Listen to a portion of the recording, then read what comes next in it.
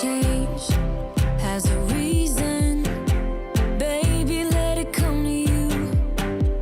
Every soul, every season lives outside of status quo. If we stop believing we're meant to be, expanding our abilities. If the passion's gone, we are doing it wrong. Baby, you and I should start living now. With the whole world at our feet, we could stay or we could leave. There is nothing in between. So baby, we should start living now. 'Cause we only have this life. Wanna laugh and wanna cry. I don't wanna waste my time. So baby, we should start living now.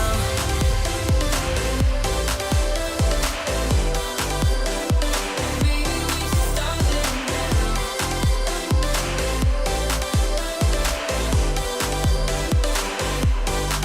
We are close, can you feel it? Something is behind the clouds. We just have to believe it, that we can make the sun come out. Let us lose ourselves in a fairy tale. Who can say what's wrong or right? We're the only ones who can decide. Baby, you and I should start living now. With the whole world at our feet, we could stay or we could leave. There is nothing in between. So baby, we should start living now. 'Cause we only have this life. Wanna laugh and wanna cry. I don't wanna waste my time. So baby, we should start living now.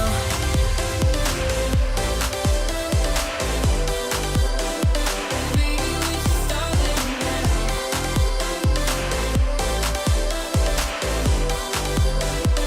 Baby, we should start living now.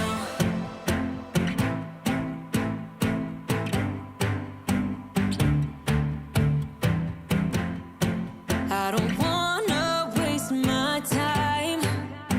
So baby, we should start living now.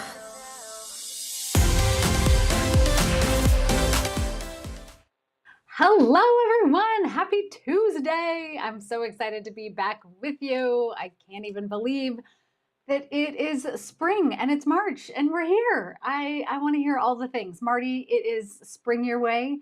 It is still definitely winter here. We have like a bomb cyclone going on outside right now. It's been like just your lovely 70-mile-an-hour winds and gushing rain and yeah, all that good stuff. I am so excited that you're joining me for release day of Beer and Loathing. Here it is in all its glory. So beautiful. I'm so excited to share this one and we're going to talk about it tonight. I'm going to answer any questions that you have. We might have some trivia. Last night we did a tech test and everything worked fine. And now tonight, right before we went live, it all fell apart. Are you there, tech guy? I don't know. Can Are you you? hear me? I can hear you. Where's your bubble? It's right here. I Wait for it. stopped by Leavenworth for a little bit, so Yeah. We can't see you, but all right, that's fine. So you'll have to keep us posted as to whether or not trivia is going to be a go, or if I just read the trivia questions off of my iPad, that works too. I can't wait for your copy to get there. Oh, there he is. yeah.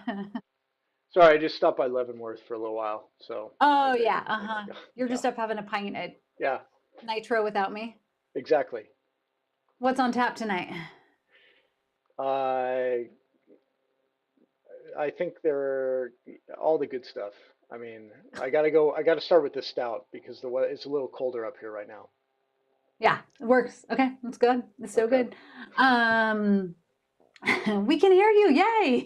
You can hear him from Montreal, even though he's all the way in Leavenworth.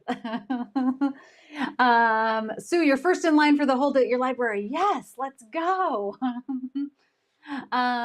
Sue wants to know how the beer was too, tech guy. So you'll have to report back on that. Speaking That's of always good. tech guy, oh, it's good. It's good. um, I have the cutest Nitro sticker pack. So it's the Nitro logo, which the tech guy designed. I'll hold that up closer. Like, how cute is that? And then a full-on Sloan Krause sticker pack. Um, so you have the ski lodge from Fear and Loathing. You have the Nitro Hop logo. So cute. A deadly, delicious, decadent peanut butter chocolate pretzel stout bar. There it is. Focus on that. No trip to Leavenworth would be complete without all three of these. You've got your Drindle, your Lederhosen, and your felt hat. I want to wear the felt hat. Beer, pretzel, and hop cones. So cute. They're all in a little Sloan Krause sticker pack. I can't wait. So we're going to give some of these away tonight. Some stickers are going to come out to you. Some signed copies are going to come your way, all of the things. Yeah, stickers. Ooh.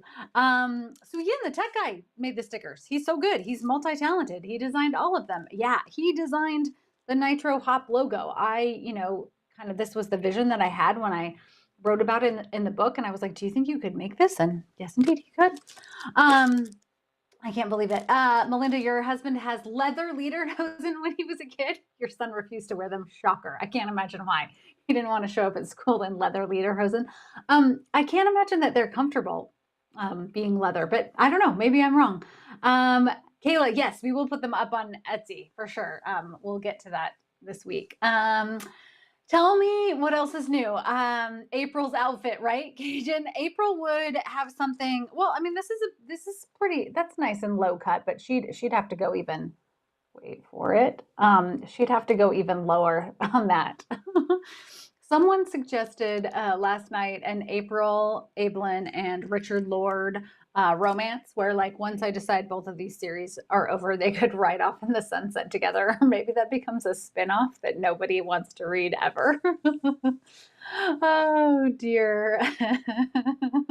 Liz, you approve of the tech guy being a graphic designer, right? He's good. He's got talent. Anyway, so for this book, it's set, as I'm sure you can probably tell, on a cozy ski slope at the ski hill, which is a real place in Leavenworth. And Garrett's family is coming. So one of the things that's exciting about where the series is going is I think it's sort of the evolution of Sloane's story. We learned quite a bit about her backstory with her search for her birth mother. In book 5, we have some closure, but there might still be more to come on that backstory. But this next iteration, book 6, is kind of taking a segue into the next chapter, shall we say, of her and Garrett's relationship too. So I'm very excited about that. Lindsay, April is definitely more likable than Richard Lord, right? I mean, I feel like I try to give them both little touches of humanity just to not make them so ridiculously villainous, but it's also really fun to write that. Oh, hey, tech guy, we've got a question up. He's working on it. I Sorry. can see. Yeah. There we go. An April and Richard rom-com spinoff. Oh my gosh, right? Regina, I love the cover too. Kitty Wong, who is a graphic designer in Hong Kong, reached out to me. I don't know if you already heard the story because I shared it a while ago, so sorry if you did.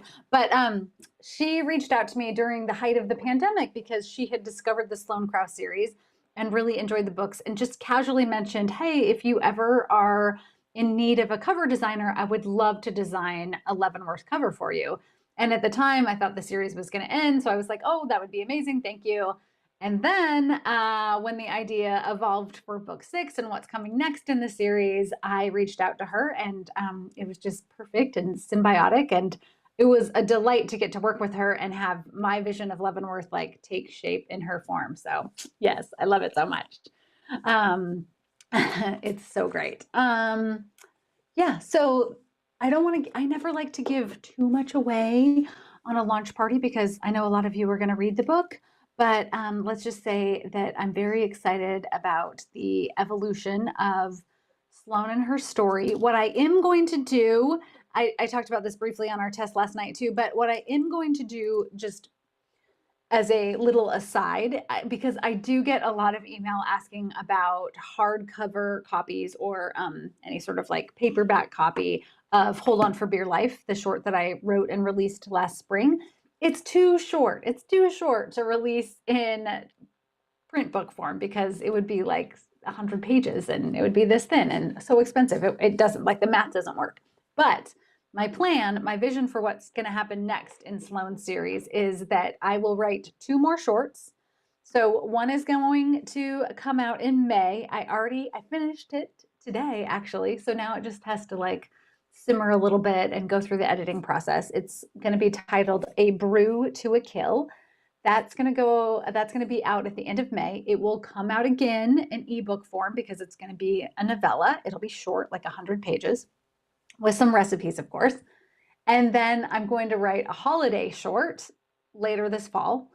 And once I have 3 shorts put together, I will create a collection of them in book form because then it would be like a traditional book, 300 pages or so, and the math susses out that way. So for all of you who are holding on for dear life, waiting for Hold On for Beer Life to come out in print, that's my answer to you. It's going to be a little bit longer, but you'll get 3 books in one, which will be even more fun. And then I have some plans on where I want to take the series after that. But I kind of like peppering in these bite-sized Sloans. It's really fun, and it's a good challenge for me on the mystery writing end because in a short you can't have as many suspects, right? We can't have like 5, 6 suspects because there's just not enough space in the book for that. So it's more like 3 suspects plus maybe some other little side character.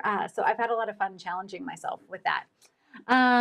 Let's see. Yes, there's definitely more coming, Julie. I'm happy that you're happy. Yay. Heather, I think she did an amazing job on the cover too. Yes. It sounds like, yeah, Lily. Oh, go ahead. Yeah. Did I have to get the rights back to this story or did I already have them? No, I already had the rights to this story. So it's all mine. I can continue along with Sloan. So I'm very excited. I'm curious how you all feel about shorts too. I have lately been on a short kick. Oh, which reminds me, I just finished for book club. Melinda's on here. The Most Beautiful Short Ever. Small Things Like This by Claire Keegan. If you are a fan of short stories, this is not a mystery. It is just a beautiful, sweet gem of a book and a masterclass, I feel like, on how you can write a book that resonates and leaves a lasting impression in this tiny space. If you haven't read this and you like shorter novels, go out and get this. It is beautiful. Again, it's not a cozy mystery, but just so great. She's a phenomenal writer.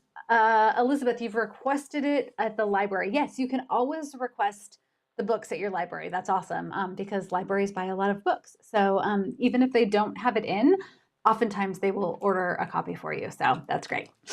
So exciting. Laura, you already started reading it at lunch today. Lunch isn't long enough. I know. I have that same problem. I get distracted. I tend to read at night. So I've been working on trying to find ways to carve out other little, like I'll read on the weekends too, but during the day, I find that it's harder. And then at night, I usually end up falling asleep with a book on my face. So I've been trying to think of other like chunks of time throughout the day that I can find to read. Yes, Michelle, it's Sloan Krause, Ellie's version. Taylor's coming this summer. I can't wait. I can't wait. Okay, but I digress. What's going to happen longer term for Sloan, I think, because book 5 left off with a few unanswered questions, it wrapped up faster than I thought it was going to. Initially, with just kind of where the series was going, I want to dip a toe back in and explore a little bit more of her backstory. But for the short term, I'm focused on getting Sloan and Garrett like moving forward with Nitro and everything that's going on with that. Let's see. My library doesn't have it on order, Diana, and you couldn't wait, so you had to buy it on Kindle. Well, I mean, that is the great thing about the Kindle, right? You can just be like, I need it right now. I need it right now. Yeah, Cajun Peach. I love a good short story mixed in too. Absolutely. I think that's always nice especially if you've come out of reading something that's really big or meaty or heavy. It's a good break sometimes. Heather, I always end up with a book on my face. It's just how I fall asleep like every night. Hi Courtney.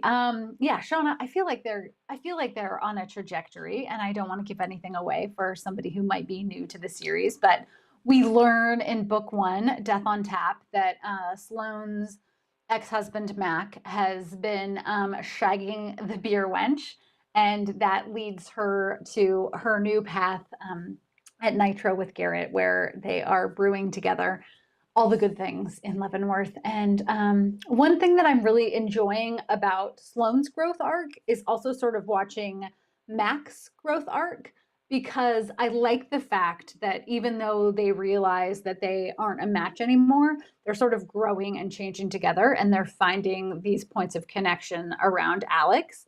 I don't envision that she and Mac are ever going to get back together, but I do envision that they have a healthy, modern co-parenting relationship. And that's been really, I think, interesting to explore for a character, because sometimes, we only see divorce or separation or ending of relationships as being really contentious.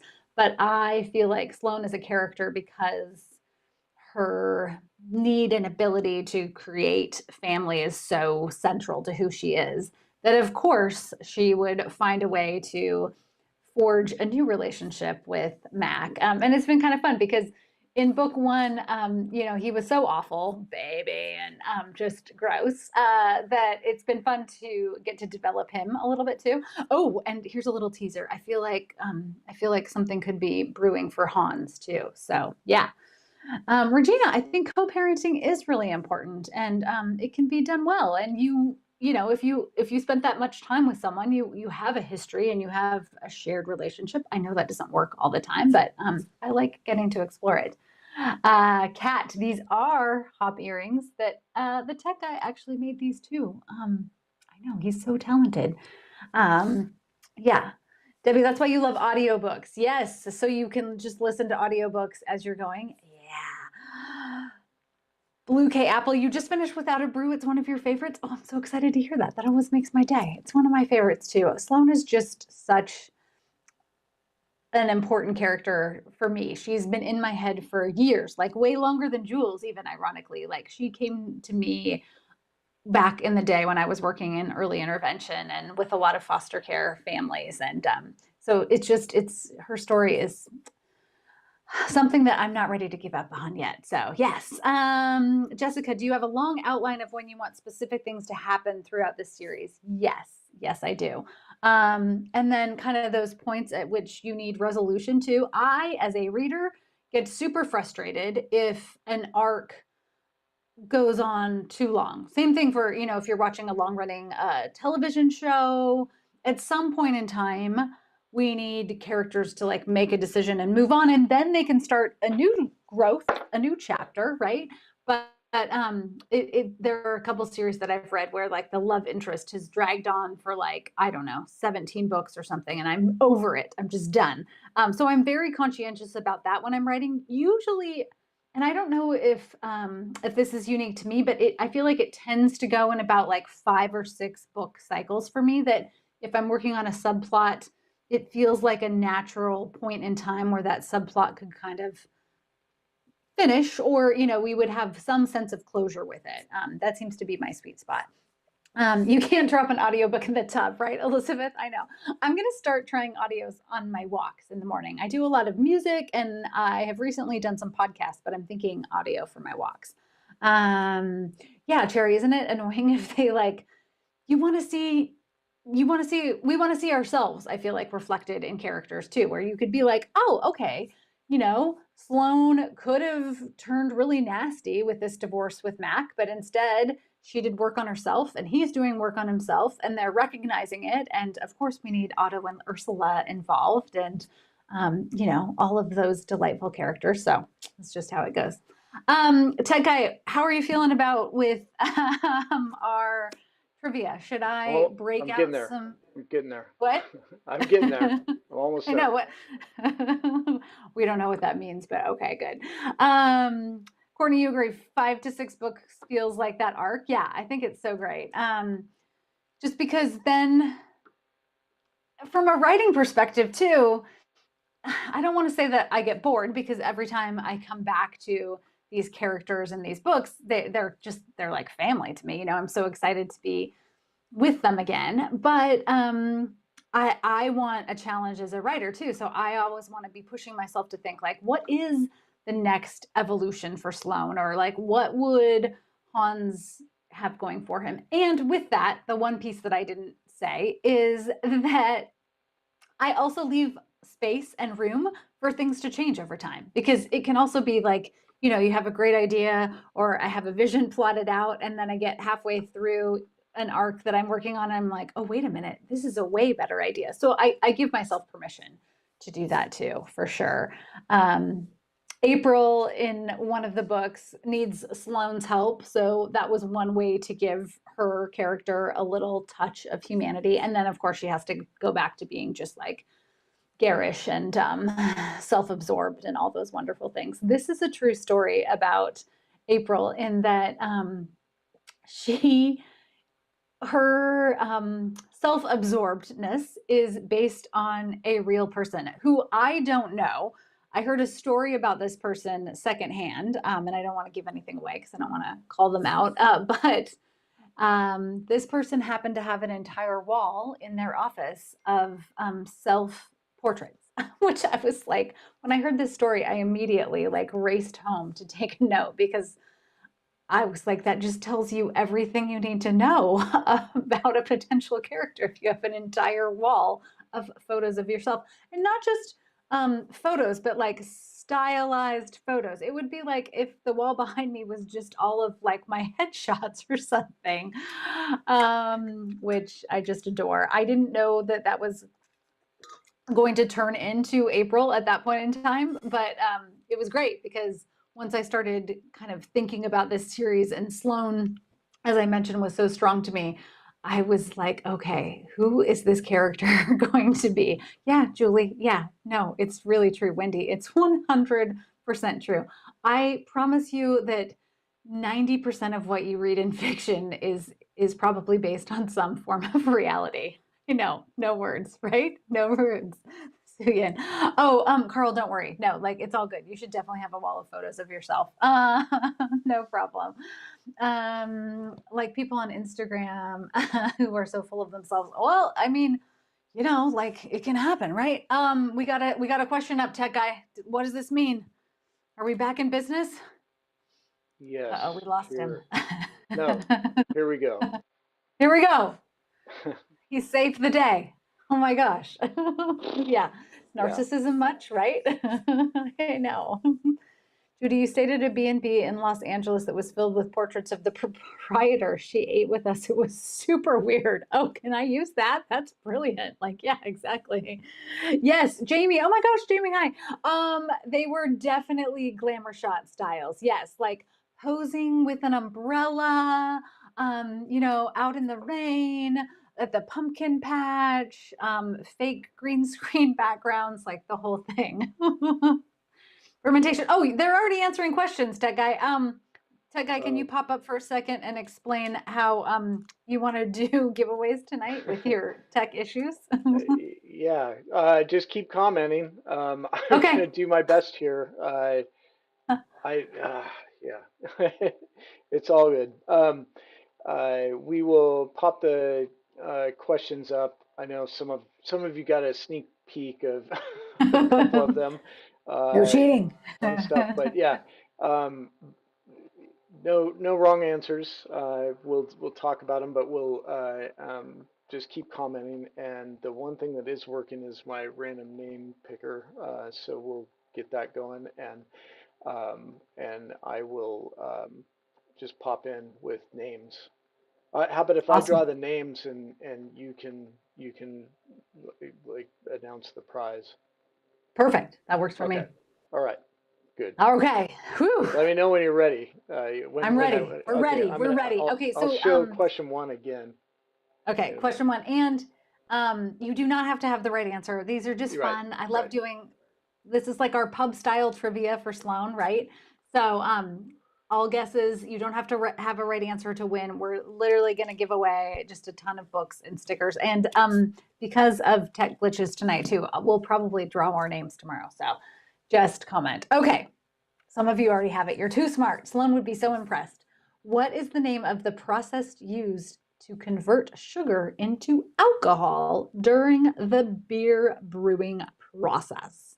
I learned and still continue to learn more than I think I ever needed to know about brewing for this series, because I would say maybe like 10 to 15% of what I have extracted from spending time with real brewers makes it into the book, but I just have like pages and pages of notes and videos on the process. So if I wanted to, dangerously, I could probably attempt brewing, but no. Yes, indeed, it is fermentation. Well done. Laura, we clearly haven't had enough alcohol today. Yeah. Uh-oh. I know. Fermentation. There it is. Oh, the lights on the bookcase, Paula, isn't that cool? They can change colors too. They're so fun. It's just like a little touch of something.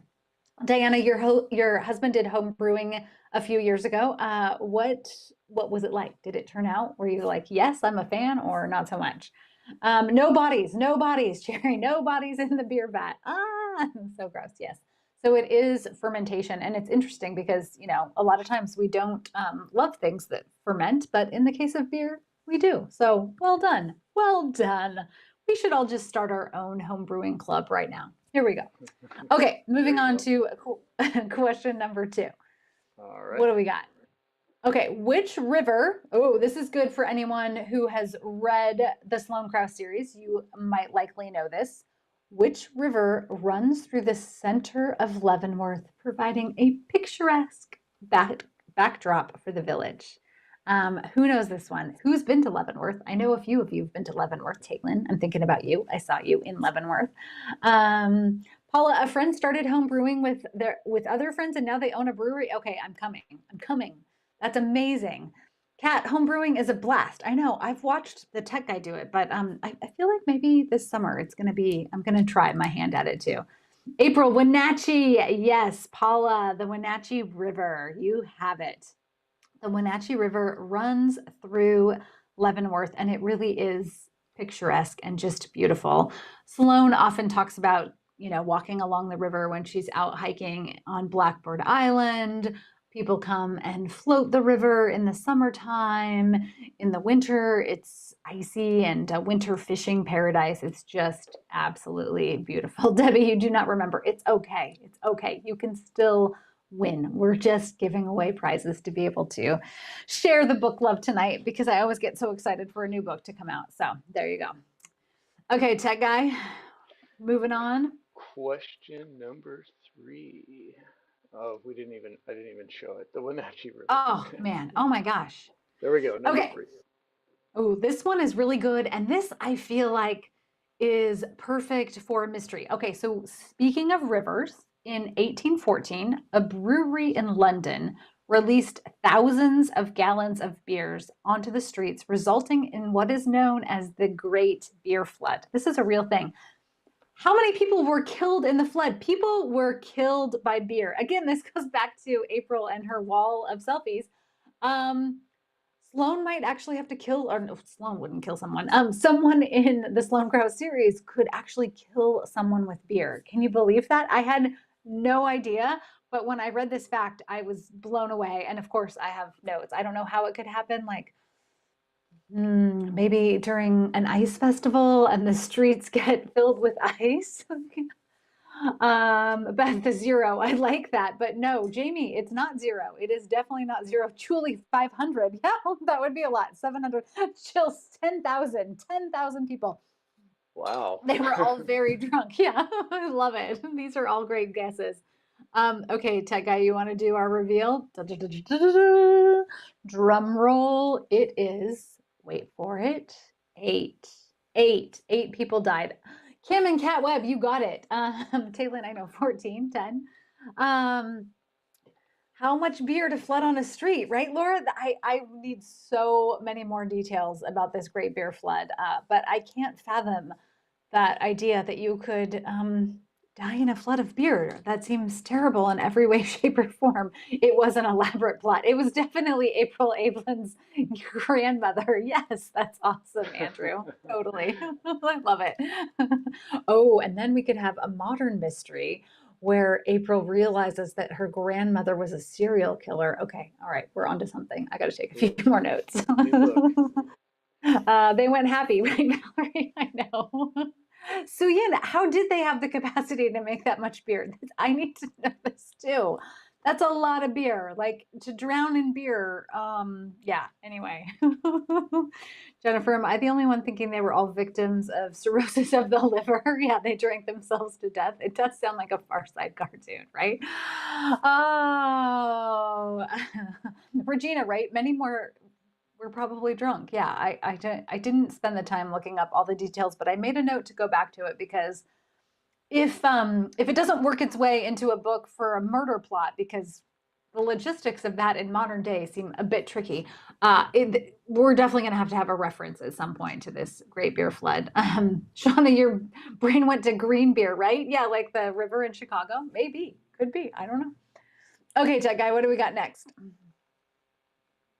Ooh, this is also good. This is referenced in the books. Although I don't know if I ever, somebody else might know this. I think I'm more general. I think I say a decade.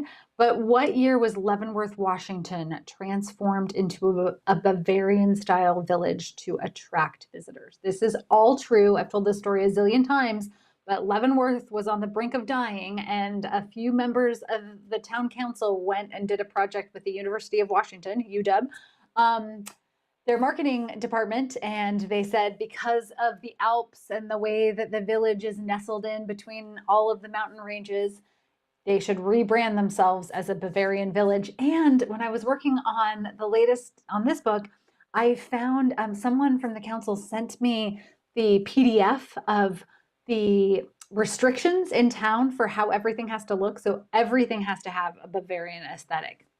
1950s, 1970s, Beth Cole, 1960s. So specifically, Melmac, 1950s, 1980s. It was in the 1960s. It was officially, Tech Guy, 1965 is the year that the town adopted this idea that they were going to fully embrace everything Bavaria, all the facades, every building in town, from anything new that comes in, Starbucks, McDonald's. If you have a big box chain in Leavenworth, it has to have a Bavarian aesthetic. And the PDF of the requirements are incredible in terms of the slope of the roof line and the timber siding, everything. It's just incredible. Yeah, pretty cool. And oh, hey, whoa, we got confetti. Beth, yay.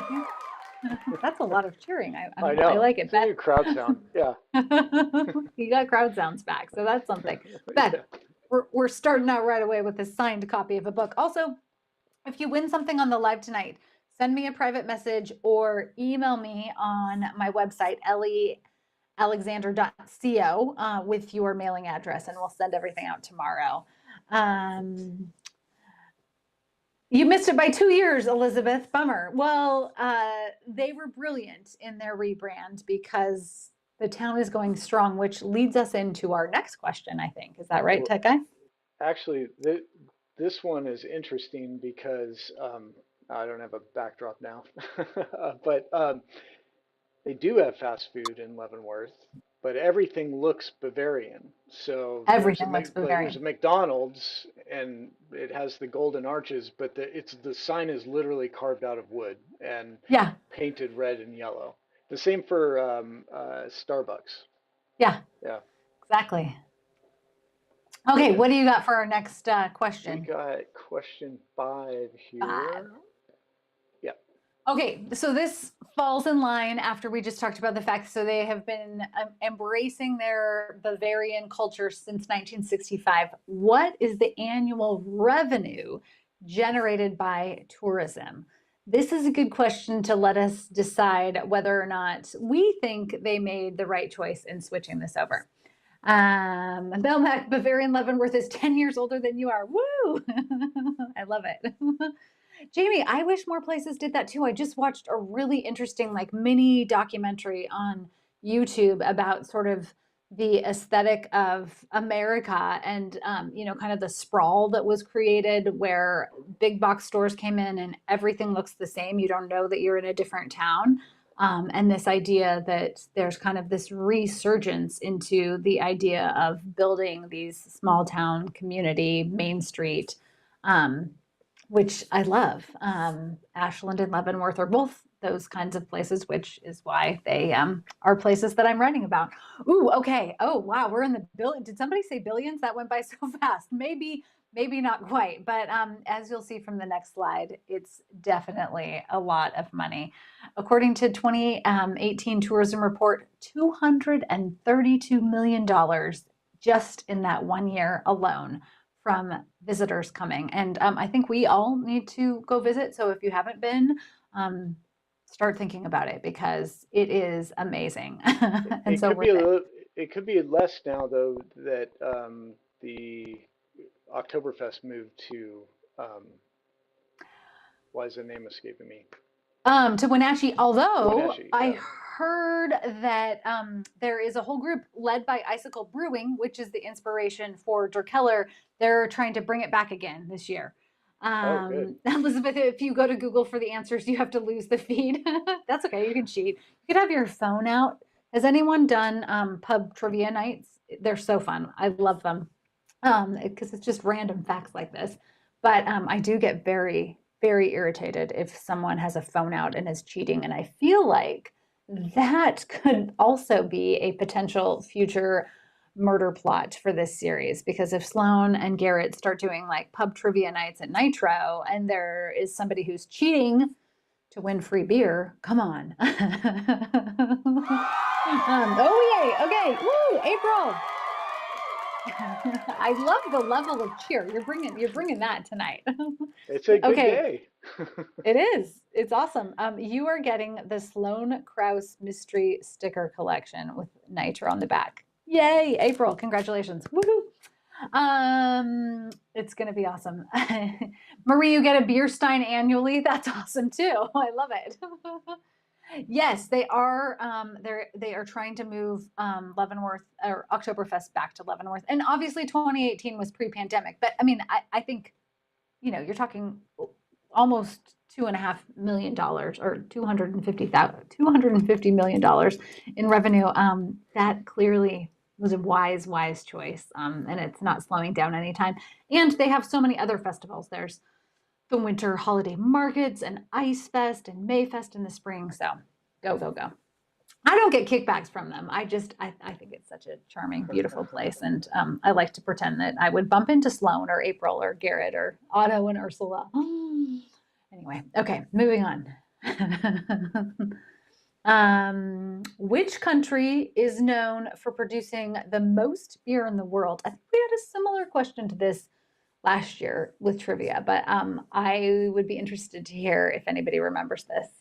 Andrew, you went to a bar trivia night that was way more serious than you expected, right? I mean, there are definitely people who take it seriously. And one night that we went, there were two teams. I am so like I have no filter, right? So I'm like jokingly like talking trash to other teams, but I don't ever really care about winning. But there were two teams that were definitely going head to head. So that's a note. Germany's a great guess. I mean, Germany would make sense with this series, but it is not Germany. It is not Germany. Um, Good guess, CJ. Not Germany. Michelle, USA. You would think USA might be right there in the mix, but it is not. George got it. George got it. Oh, I missed it. Okay, George. Woohoo! It George is got it. China. Yes, it's China. Isn't that interesting? I don't automatically think of China and beer, but it was so interesting working with Kitty Wong because she's in Hong Kong. I was like, I need to come do a beer tour, and maybe Sloan would have to go to an international beer fest, and then it could be a whole research trip. I've got plans. I've definitely got plans. Ireland, Christella, I feel like Ireland is also a good guess, but yeah. Linda, maybe Sloan's Brewery has a trivia night and the winner or cheater is murdered. Ooh. Can I pause the live just to like go sketch that out really quick? Yes. Yes. Okay. We have the hook for I, book 7 ready to go. I actually have a pause button. I've always wondered what it does, so No, I was just I'm kidding. not going to push it tonight. No, don't do that tonight.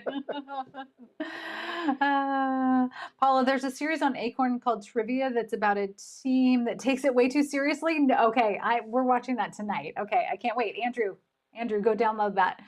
I know, Sue, right? China, Jill, yeah. Coffee and cozies. It is a little bit of a surprise, right? But hey, okay. So first up, we're going to go on a Leavenworth tour, and then we'll all just take a quick jaunt over to China, and we'll do a beer tasting tour in China. Who's in? Love it. Okay, what do we have next? Another, I know, we have to test that, Heather. Okay, what do you have for us now, techie? Look at that. Tammy, you're getting a signed copy of Beer and Loathing. It's coming your way. Hooray! I can't wait to share these. Again, just in case you missed it, if you win a book, send me a private message on Facebook, or if you're on YouTube or you don't want to send me a private message on Facebook, go to my website, elliealexander.co, and you can message me there and I will get your address. Yes. Yay, Okay. Tammy. I know. Congrats. Okay. Next question. What is the term used to describe the phenomenon where the foam on top of a beer gives you a mustache while drinking? Who knows this? This one's tough. I mean, I don't know if you'll be able to get it. It's real hard. And has it ever happened before? Beard. Diana, right out of the gate. Wow, well done. Has this happened to anyone? A beer stash, that nice little foamy foam on your top lip. I love it. It's a beer stash. You got it. Diana, right away out of the gate. Props to you for that. No question there. I want to know if you've had one. An unfortunate consequence of drinking beer, Laura. You are correct on that. It is the beer stash. Okay, what's next, Techie? Ooh, yeah, I didn't know this one. According to the Guinness World Record book, what is the strongest beer in the world? What is the strongest beer in the world? I do know that the ABV is the alcohol by volume. Did I get that right? You did. Thank you. Phew. As I'm talking about, like, oh, I do so much research into beer. No, so the ABV is the amount, the alcohol content in a beer. So if an ABV is low, maybe like a Pilsner, something light, if the ABV is really high, you're drinking something that is more potentially medicinal. And this one seems medicinal. Oh, Guinness is a good guess, Melinda. I thought that too. It's definitely not Heineken, Julie, right? Stout would be a good guess. Snake venom, catweb, brand or type, it doesn't matter. Cajun peach, whatever you got, throw it out at me. It's actually beer, and they recommend you don't drink the foam, George. It prevents oxidization, and it's also much more bitter. Ooh, that's good. Barley wine, ale. Debbie, you don't have to drink. It's okay. Kelly, you know this one. Snake venom. Okay. Tech guy, can you reveal our answer? Dun, dun, dun, dun. Drum roll, please. Uh-oh. No. No. I don't know why I don't have the answer to that one. Uh-oh. Let me. It is snake venom. Yeah. They got it. No, I can't remember. It's like 55. It's 55 proof. Yeah. No, it's 55. Yeah. It's ridiculous. Yeah. I don't know how it's beer, but yeah, it is snake venom. Marty, whatever I'm drinking, if I'm tired, CJ, Budweiser, probably not Budweiser. Yeah. Yes, it is snake venom, but I can't remember the exact, but I think it's like 55.5% for the AVB. Oh my goodness. I would have one sip and be done for the night. Yeah, no, who wants to drink that? It has to burn going down. And why did they brew it? I have so many questions. This also, see, really, it is a launch party, but it's just crowdsourcing for the next Sloan, because I feel like that could also potentially be in a book, you know, that Garrett would run into a fellow brewer who's trying to brew the strongest beer and why, and then something goes horribly wrong with the batch and someone ends up murdered because of it. There's so many possibilities. I can't take it. Okay, ew, right? That's how 8 people died. Way to bring it back around, Julie. Exactly. Coffee and cozy. Yeah, 55, right? No, thank you. I love it. Okay, moving on to our next question. What do we got? Oh, okay. This one could be controversial because there are two things that get referenced in the ether when it comes to Leavenworth and statues. So, what is the height of the tallest Nutcracker statue in Leavenworth, which is located in the town square? Any guesses? There is a giant wooden Nutcracker, if you haven't been to Leavenworth, in the middle of the town square. So, how tall do you think it is? I will take it. Leslie, you spent 6 years in Germany, the beer capital of the world. Oh, that's lucky. How fun. I love it. The tech guy's brother was stationed in Germany for a few years. So we went and visited him and his family there, and it was incredible. Shauna, 50, 60. Whoa, we are going tall. I love it. 275 feet. I need to see that Nutcracker. Let's bring that on. 15 feet, 6 feet, 10 feet, 3 stories tall. I love it. Tech guy, you want to reveal? Do you have this one or do I have to go? Yeah. Okay. So, according to the web, it says that the Nutcracker statue in Leavenworth stands at 30 feet tall. But I have a picture of me posing in front of it, which I will share. And I don't feel like it's 30 feet. I feel like it's probably 12 feet. What would you guess, tech guy? The Nutcracker statue itself is actually, I think it's about 6 feet tall, but it's sitting on like a 2 foot A tall base. pedestal. So it's, Yeah. yeah, I mean, it's no more than 8 or 9 feet tall. So So I I suspect question that your this sources. answer, yeah, I suspect that this answer is actually referring to the maypole, which is just a few feet away from the Nutcracker statue. It sits in front of the gazebo. Sloan talks about that all the time, which is definitely 30 feet tall. And for Mayfest, they actually, put all the ribbons on the maypole and dance around. It's just, it's beautiful. It's delightful spring. If you want to go in May, I will meet you there. Yeah, you said 12 feet. You win, Liz. Maybe the Nutcracker drank some snake venom, right? Totally. Yay, Regina. Good guess. I love it. Or maybe you knew. Oh, woo, Cindy. Cindy, you are going to win these beautiful, I'm trying to get it out of the light, Sloan Krause mystery sticker packs with a nitro sticker too. They're coming at you. Send me a private message. I will get it out to you. Geek. Is it a working nutcracker? No, it's definitely not a working nutcracker, but that would be awesome. Those would be some giant like pistachios or whatever. Yeah. Okay, we're moving on. What do you got next, Techie? Which country? I had to throw in a couple. We have some beer questions tonight. I didn't even say that at the beginning. We have some beer questions. We have some Leavenworth questions, and I had to throw in a few ski questions because, it's a ski lodge for this one. Which country is the birthplace of skiing, and when was the first recorded ski competition held? I grew up, my best friend from childhood, her family was from Denmark and Sweden. And so they were big skiers. And all of the daughters were ski racers. They were on the ski team, like incredible skiers. I, with downhill, not so much. Even at a young age, they would take me and I would just fall down the mountain. I enjoy a nice snowshoe or even a cross country ski trip, but sending my body down a steep slope is just not really my speed. I'm sure I would break multiple bones. The tech guy is quite a skier, though. So I love vicariously watching skiers. Like my dream afternoon would be to go for some kind of like snowshoey hike and then end up at a lodge with maybe something hot. To start the day. Maybe I would move on to a beer later in the afternoon and just watch the beautiful skiers come down the slope. That's what I want to do. I don't know what's on that table on the cover of the book looks pretty good for after skiing.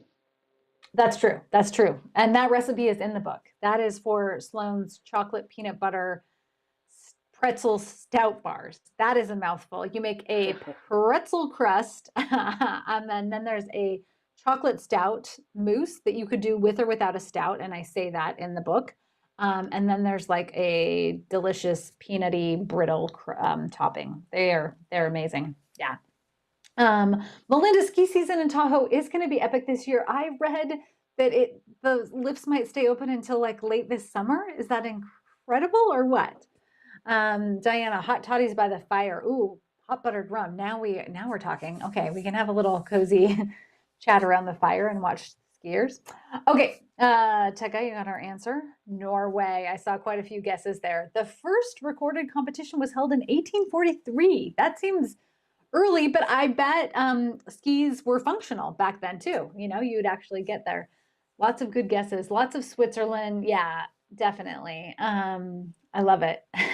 Yes, Amy, we can just sit and watch people. I'm down. Totally. Let's do it. Ah, George. George, I'm going to send you a signed copy of Beer and Loathing. It is coming at you. Maybe you can read it with your Batman helmet on. Sky Guy would love that. That would be awesome. Lindsay McAllister, did you guess it right? The year two? I missed that. Oh my gosh, the comments came through too fast. If you did, that's incredible. And tell me, because I think you need a sticker pack for just a random guess. That's amazing. Taylin, you have to make the pretzel bars for Easter and then tell me how they turned out. I can't wait. I always love getting to share recipes and then see people try to make them. Not try to make them, see people's like interpretation of the recipe is what I should say. Hopefully not try. Ha ha ha.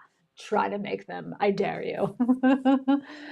Catweb, Norway is one of the most beautiful places on the earth. I can't even imagine. I want to go so badly. Okay, Lindsay, you did. Okay, Lindsay, Tech Guy, do you have a bonus little cheer for that?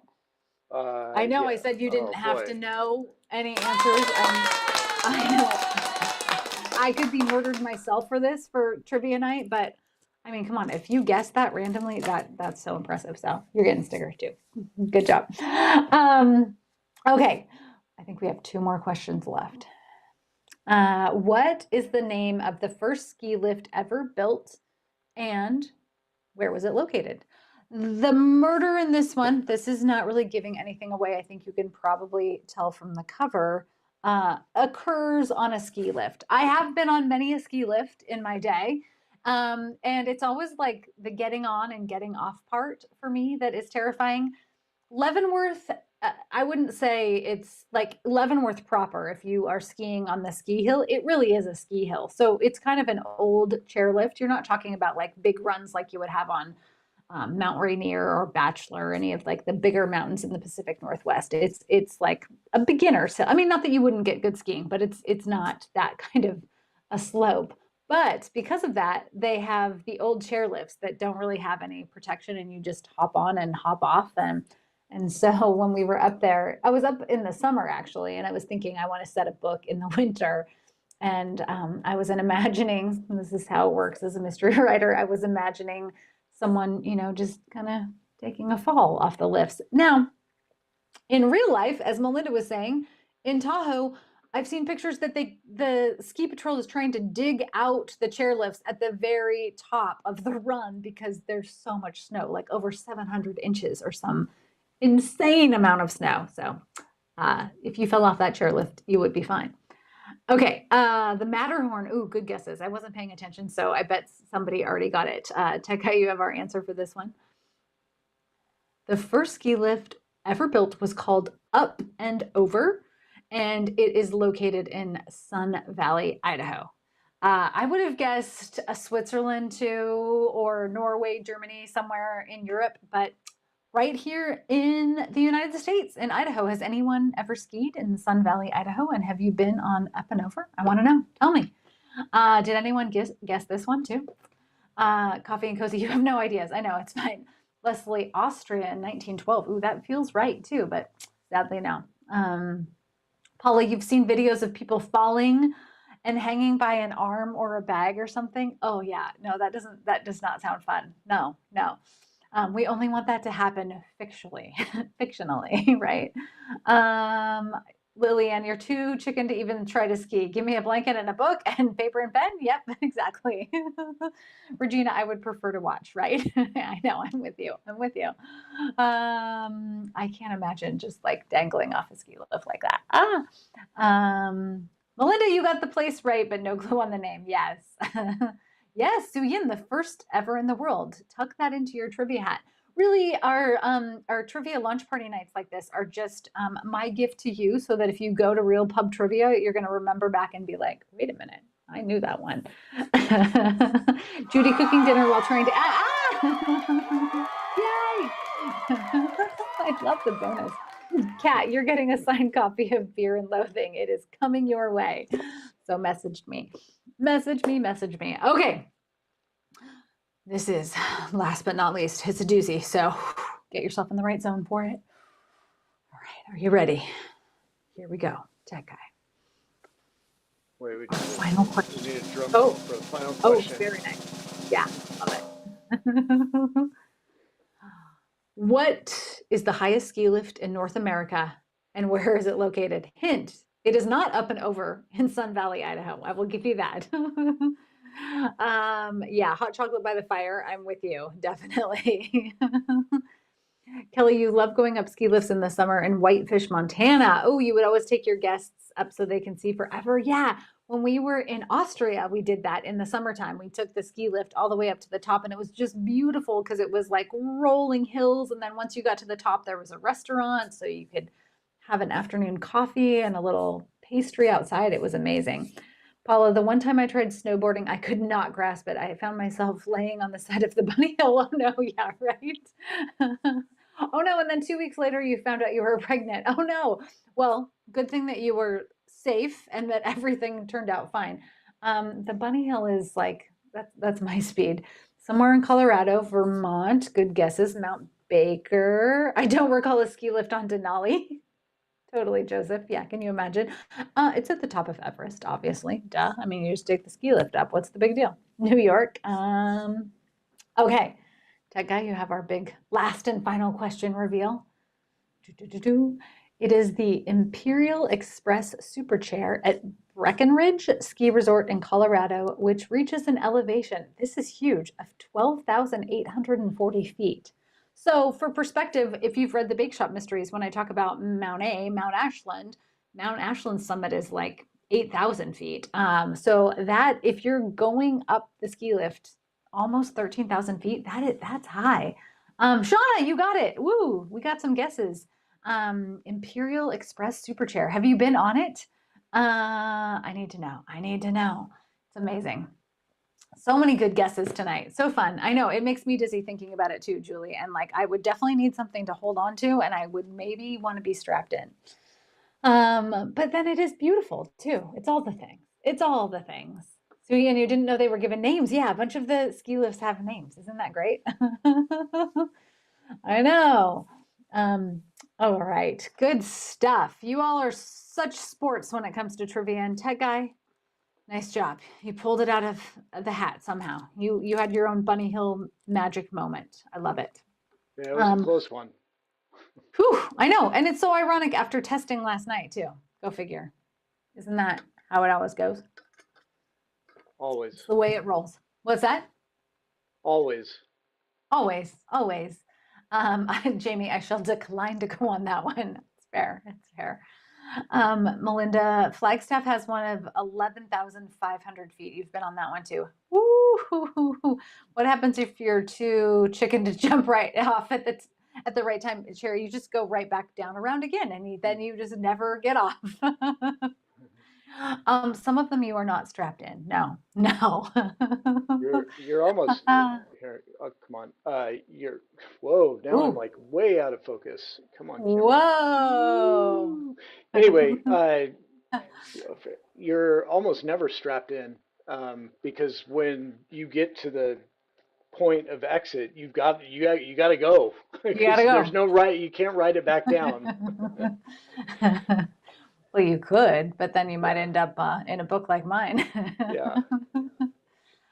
Oh dear. As always, it's such a delight to be back with our group.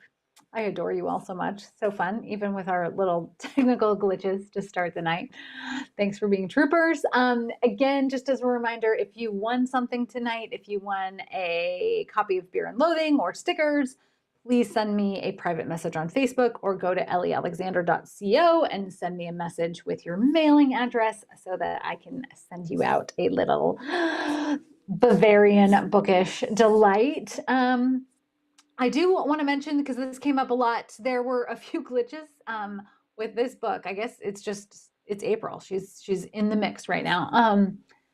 To start out, there were a few early copies that got delivered early, and they were uncorrected proofs. So if you happen to receive a copy in the mail and you go, this doesn't seem right, there's a lot of stuff in here that is not related to this book, please message me so I can send you the final copy.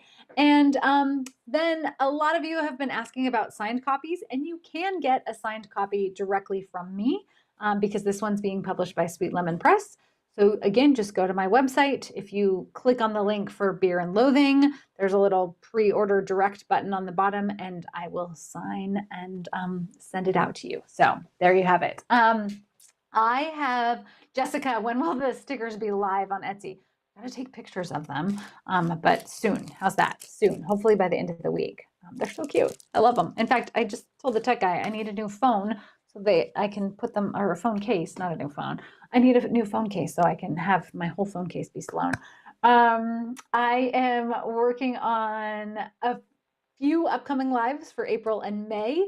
So stay tuned. I'm just waiting to hear back on a potential guest or two to give you final dates, but we will have our Tuesday lives in April and in May again. So watch my website and social for those. Thank you all. I mean, I'll get teary, which I always do, but thank you so much for all of your support with the Sloan series in particular. I don't know that I would have revived her if it wasn't for you. So I so appreciate how much the story has resonated with you and that you want to read more of them. It makes my heart so happy. And someone else earlier had asked about Bake Shop. Yes, there's lots more Bake Shop bacon book.